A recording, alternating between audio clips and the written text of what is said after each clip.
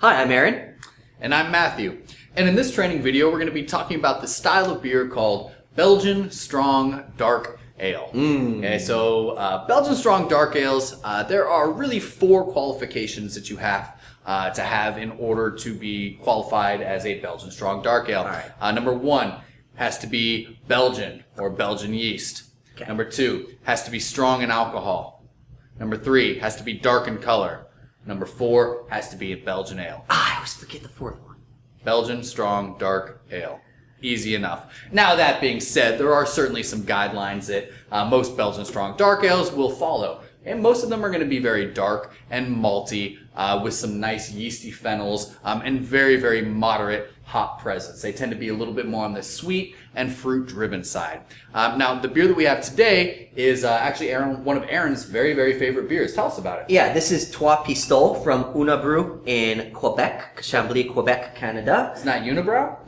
Unibroue. Unibroue. I've heard Unibroue, but most of the time you're going to hear it pronounced Unibroue. But Unibroue is fun to say too. And even though it's not in Belgium, it's still brewed specifically to the Belgian standards. One of the few breweries that anything they do is brewed in the strictest tradition of Belgian's brewing standards. Everything they do, they say is ales on lees, is what they say. That just means that it's bottle fermented. So the bottles, you can cellar them. They can keep for a while. This one right here is good until they say 2016. It probably could go beyond that with the right cellaring environment. But this is it's a great little brewery. It's one of my favorite beers. This beer, actually, everyone probably had an aha moment when it comes to craft beer, when they first tasted something that you didn't realize beer could be this way. And for me, completely by accident, a server recommended it to me, and I couldn't even figure out it was beer at first, was Trois. Now, Trois is actually a little, I'm gonna talk as we open this here and try to save some time, but Trois is a little parish, legend has it, that wanted to build a church long time ago.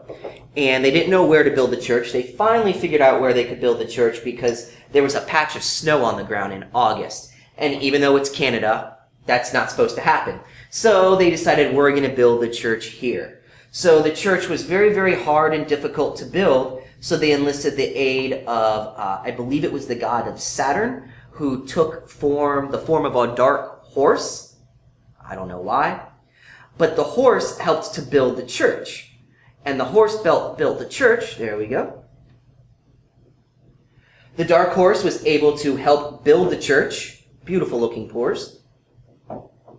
However, the horse always had reins on, was reined in. And one boy one day, as the church was almost finished, decided that the horse looked tired, unreined the horse, and the horse galloped for a few strides, and then took off up into the air, and that's what the label art is depicting. And legend has it, if you go to this church, to this very day, it does exist. It's some Quebec-sounding name. I'm sorry, I won't even try to pronounce that name. But you can see there's one cornerstone in the church that's missing, and this is the legend of how that cornerstone came missing. But anyway, back towards the beer. I happen to have a brewery-specific glass for my collection at home. This and this are the same volume of glass where it's still going to come in a 10-ounce pour. If you have it on draft. This is 9% ABV, so it's very, very high. It's very, very dark in color. I'm looking right now. I see, although the glass in my wall and my glass here is a lot thicker than yours, but it's maybe the littlest amount of light coming through, maybe at the bottom.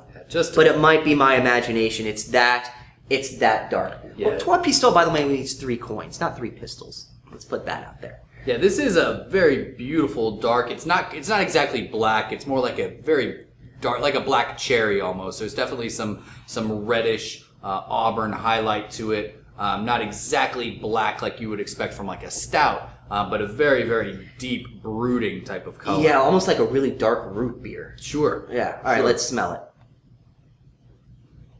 You can definitely, this is very, very estery, very yeast forward. Yeah, I've got tons of candied dark fruits, tons of figs, plums. Yep, yeah, there's that Belgian candy sugar. Yeah, I definitely get raisin and plum. Raisins, raisins all over.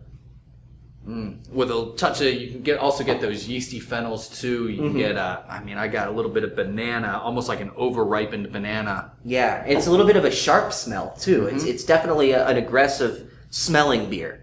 Yeah, there's just a touch of like an alcohol aroma to it as well. I'm getting a little bit of a licorice, maybe a little bit of anise seed, just a tiny bit. Yeah, and alcohol presence in a Belgian strong dark ale in some ways is actually a desirable flavor to help round things out. Yeah, it's part of the recipe, right? Absolutely. It can help with the taste. All right, speaking of taste, Trois Pistoles.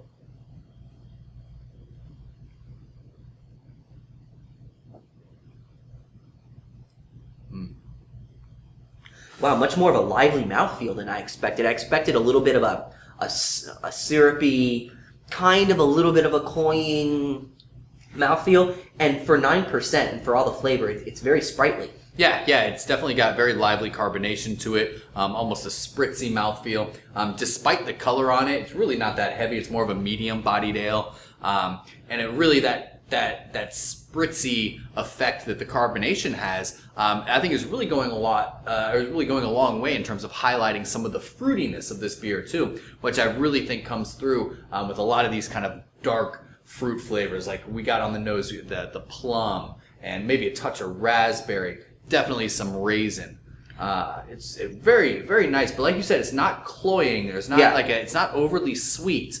There's a touch of minerality to it and a touch of alcohol warmth, but everything is very well incorporated. Yeah, and these fruits we're talking about, there's no fruit added to this beer. All of these characteristics that we're smelling and that we're tasting are coming from the use of the yeast strain, which I'm pretty sure they probably have a proprietary yeast strain. I don't know for sure, but this brewery, it wouldn't surprise me whatsoever. And the type of malt that they're using. This is definitely a malt forward beer. Absolutely. Yeah, there's no such thing as a hoppy Belgian strong dark ale. They would classify that beer completely differently because hops as a major flavor ingredient are really not a part of this style. Now, yes, it is brewed with hops, but it's there strictly as a balancing agent. In no way is there really much identifiable hop flavor here. Yeah. But also having said that, the term Belgian strong dark ale is again one of those really, really wide terms. Sure. I mean, we say it's Belgian style brewed, but this is from Canada. There's some talk of even putting Belgian quads into the Belgian strong dark. That's kind of remaining to be seen. We'll see how it plays out. But it's a very, very wide style, and it can range even in color from, I've seen some that are very light brown, almost to an amber, to some that are just as dark as this. Sure. So it's a really fun style. I really like it because a lot of the big Belgian breweries, you're talking about Gudendrock does their 9,000 is they consider a quad, but even their regular one is they call it a dark triple, which kind of could be the same thing. But a lot of these Belgian breweries do a really great rendition of a Belgian strong dark ale, and they're all pretty different, which is what I enjoy about them. Yeah, absolutely. There's definitely a big range between whether it's De Proef or De Dole or Brouwerij or some of your classic Trappist breweries, even your Chimay, Westmalle. A lot of these breweries that produce some of these beers are there is definitely a big range, but they always will have that big yeasty quality and that maltiness to them as well. Yeah, I'm getting a lot of quad characteristics out of this too, Sure. so I can see how they might be getting confused a little bit. Sure. Now, Unibroue in general is a brewery that we carry at almost all of our brass taps. Yeah. They're very popular, very famous. They have another beer that kind of put them on the map, La Fin du Monde, which translates as the end of the world. Is kind of their Belgian strong pale ale or triple, kind of falls into that category, but this beer is of equal quality. Yeah. Just different characteristics, but a really, really fantastic brewery overall that makes some really excellent beers. I just had a beer from them not too long ago. I can't remember the name of it, but it was a Quebec sounding name. So even if I remember the name, I probably wouldn't be able to pronounce it. But it was brewed with cherries. But this beer could be served straight up, just in a glass like this. Or they recommended consuming the beer over ice, which I did, which was just as good. Or they also recommended heating it up in a saucepan, which I did, and it was phenomenal. So they're doing some really, really cool stuff, even though they do brew in with a more traditional sense. They have a beer called, or Le Fin du Mont put them on the map.